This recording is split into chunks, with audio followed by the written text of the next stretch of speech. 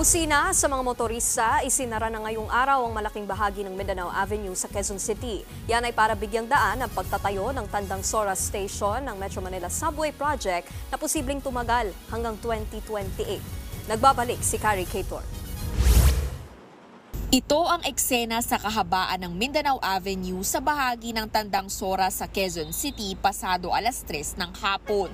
Kahit malapit na ang rush hour, walang traffic sa parehong northbound at southbound lanes. Yan ay kahit isinara na at may mga barrier din sa gitnang bahagi ng kalsada para bigyang daan ang pagtatayo ng Tandang Sora Station ng Metro Manila Subway. Ayon sa MMDA, bukas naman kasi ang diversion road na pwedeng daanan sa nasabing kalsada. Pero tingin ng mga motorista hindi lang ramdam ang trapiko dahil weekend at walang pasok.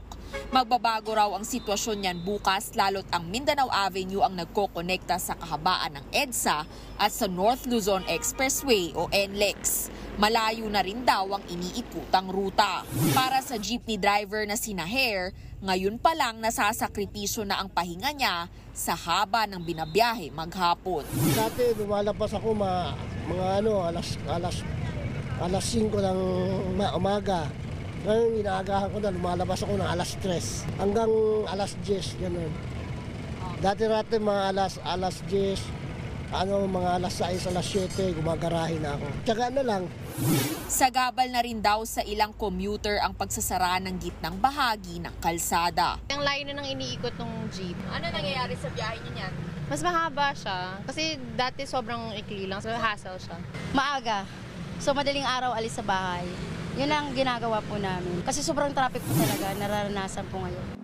Dagdag naman ng MMDA, bukod sa diversion roads, nagtalaga rin ng mga alternatibong ruta. Tatagal ang saradong kalsada hanggang 2028.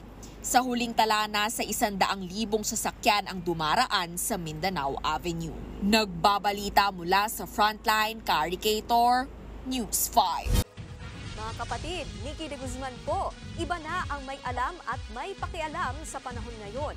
Para sa tuloy-tuloy na balitaan sa Frontline kahit weekend, mag-follow at mag-subscribe sa social media pages ng News 5.